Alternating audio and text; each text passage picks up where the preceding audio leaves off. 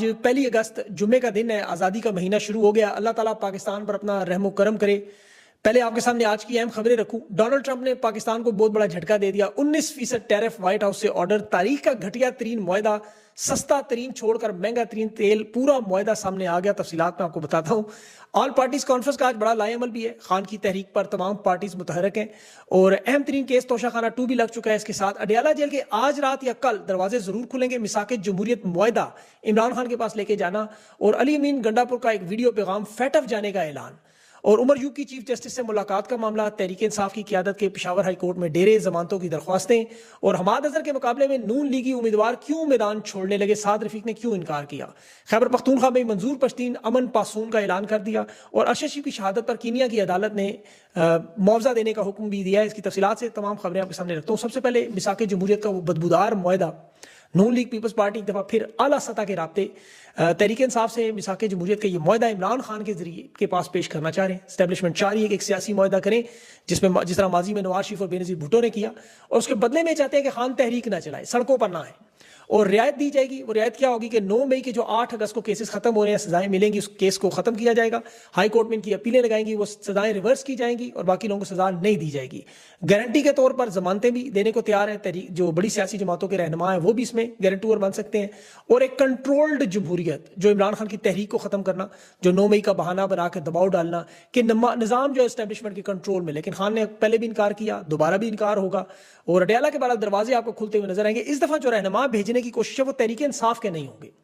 वो तमाम लोग जो इमरान खान के भी करीब समझे जाते हैं और एस्टेब्लिशमेंट के भी करीब थे, नून लीग के भी, उन सबको मोतबर समझा जाता है। वो नाम मैं अभी आपके सामने नहीं रखना चाहता, लेकिन की मुलाकात करवाई जाएगी। ये बयानिया असल में ये बनाना चाह रहे हैं कि एस्टेब्लिशमेंट चूंकि बात करने पर तैयार नहीं है तो सियासी जमातों को सामने लाया जाए।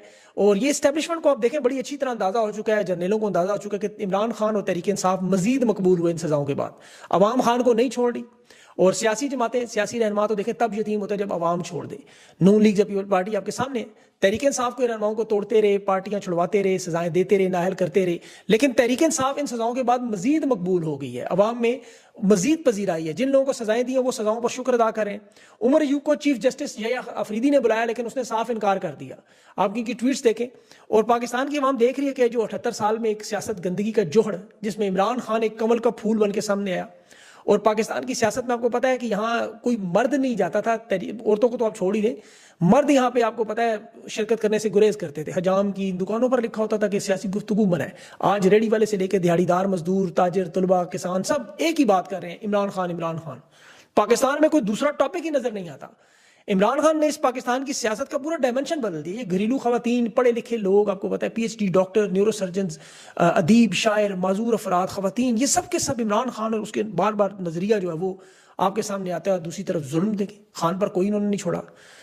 जे सियासत में आप देखें, जिस तरह इमरान खान ने 127 दिन का धरना दिया था, उसको खवातीन आई थी पहली दफा खान के साथ पाकिस्तान की, इन्होंने कौन सी उनको किरदार कुशी की मुहिम नहीं शुरू की।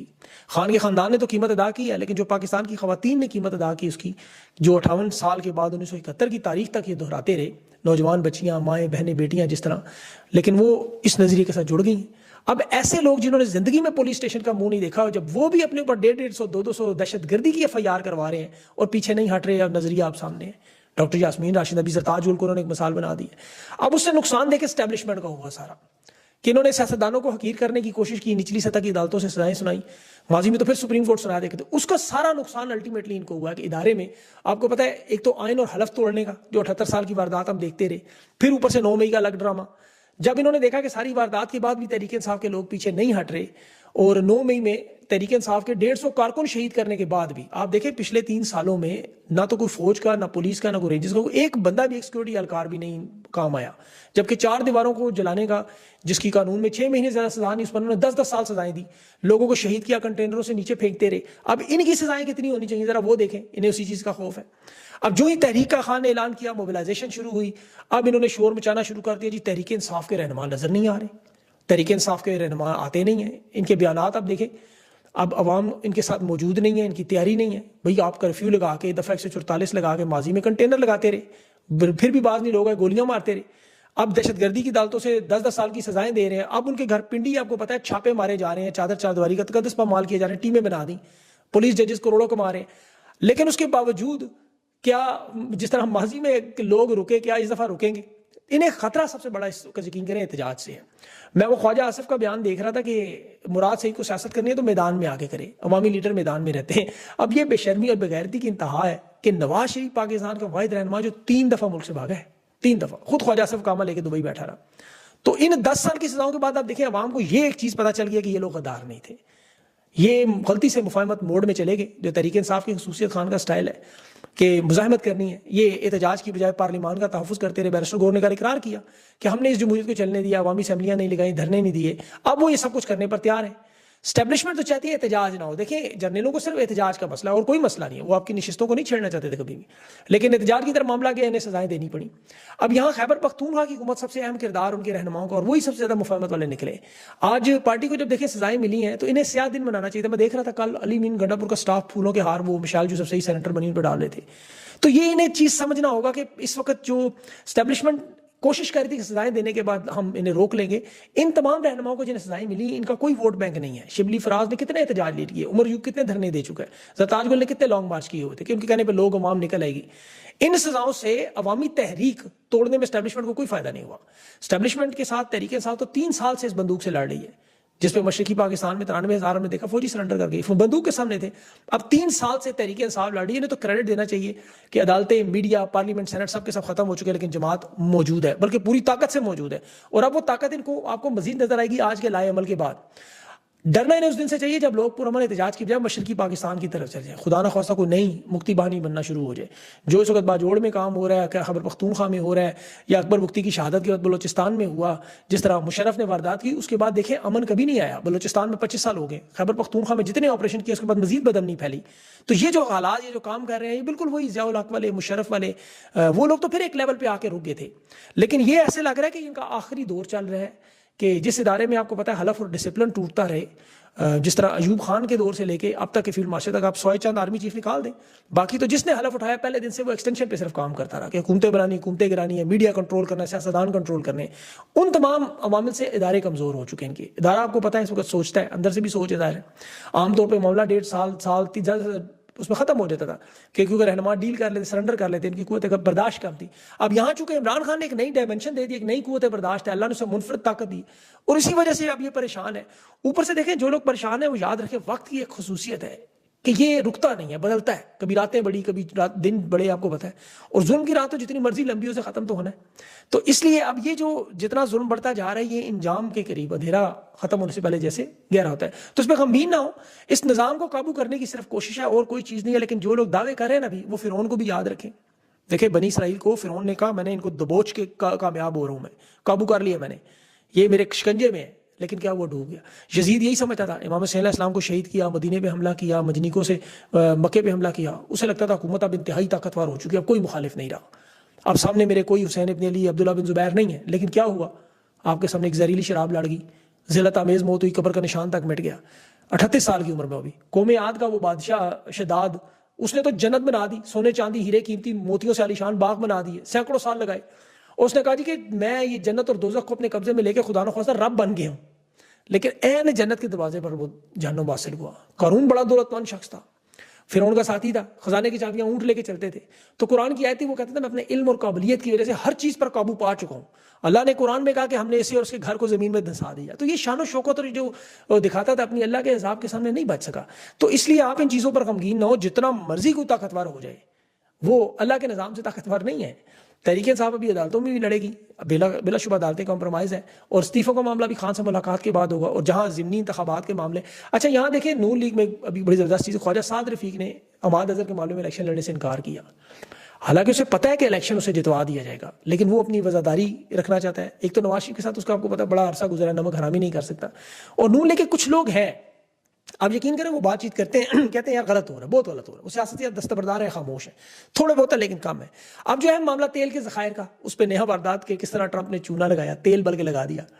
डोनाल्ड ट्रंप की ट्वीट थी, तेल के ज़खायर निकले और हम कंपनी ढूंढ रहे हैं, मुआहदा करेंगे, पाकिस्तान से तेल निकालेंगे, फिर इंडिया उससे खरीदेगा तेल। अब हुआ क्या, इस पर आपको पता है, वो बिजनेस रिकॉर्डर की खबर है, मैंने रिसर्च की तो पता चला तेल निकालने और ख़रीदने की बजाय अमेरिका ने अपना तेल बेचना पाकिस्तान की तारीख में पहली दफ़ा तजारती मुआहदे 19% टैरिफ ठोक के। अब गंजी नहाए क्या, निचोड़े क्या। देखिए जिन ममालिक के साथ तजारती मुआहदा नहीं है उन पर डोनाल्ड ट्रंप 15 से 20% नए नर्क ला रहे हैं। मतलब नया जो तजारती टैक्स है। हिंदुस्तान पे वो 26% लगाना चाहता है, चीन पे 34, वियतनाम पे 46 और पाकिस्तान पे 19%। ये इनकी तारीखी ट्रेड डील हुई है, अंदाजा करें। अब टोटल तजारत 5 अरब की है सारी, 5 अरब का अमेरिका माल भेजता है, ये सिर्फ भेजते हैं 1-1.5 अरब का। उसने ऑस्ट्रेलिया जैसे मुल्क में 10% टैरिफ लगाया, अंदाजा करें। रूस के साथ हिंदुस्तान की तिजारत है, इसलिए 4-5% जुर्माना है, बजाय उसके इंडिया ने आगे से F-35 खरीदने से इनकार कर दिया आज। तो वो एक खुद मुख्तार मुल्क के तौर पर सब यहाँ पे देखें इन्होंने वारदात की कि पाकिस्तान की सबसे बड़ी रिफाइनरी कंपनी है सिनर्जी, अक्टूबर में ये उनकी कंपनी अमेरिका से विटोल से 10 लाख बैरल तेल खरीदे और ये पहली दफा खाम तेल की खरीदारी, जो वेस्ट टेक्सास में वहाँ आपको पता है खाम तेल है, कार्गो होकर ह्यूस्टन से कराची आएगा और उसके बाद फिर हर महीने ये एक कार्गो पाकिस्तान की तरफ तेल का भेजेंगे।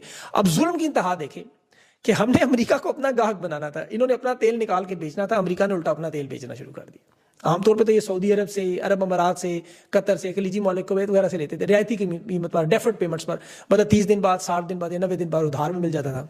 उसके बदले कभी भी कोई एशियाई खिदमात का आपको पता है मुतालबा होता था, तो वो या शेख अगर खुश हों, हाथ अगर मोहब्बत से कोई मिलाए तो कभी कभी मुफ्ती दे दिया करते थे। लेकिन सऊदी अरब और कुवैत और इनसे मतलब जो तेल लेना था दोस्ती की बुनियाद पे, वो अक्सर औकात थोड़ी बहुत रियायत कर जाते थे।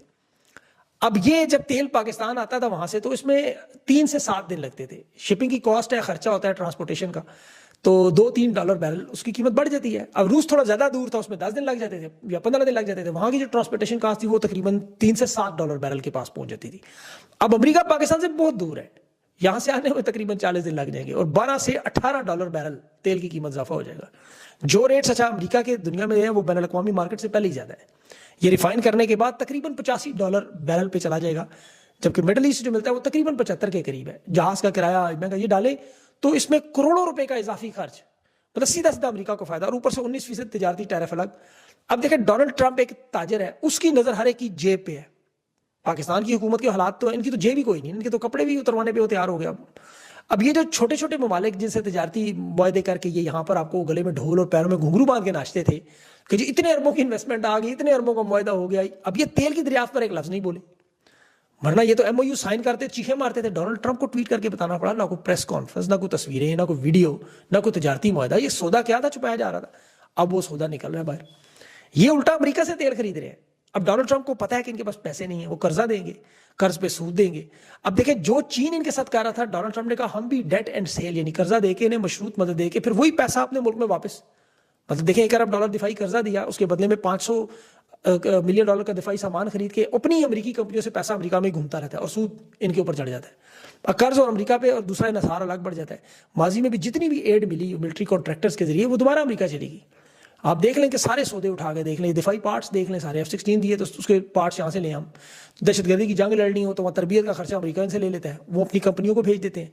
तो यहाँ पे इमरान खान इसीलिए इनके साथ इन मुआहदों से भागता रहा। इसी तरह के जो मुआहदे इन्होंने एयरपोर्ट्स देने पे, रेकोडे की कानों पे, पाव पाव गोश्त के लिए सारा माल बेचते रहे।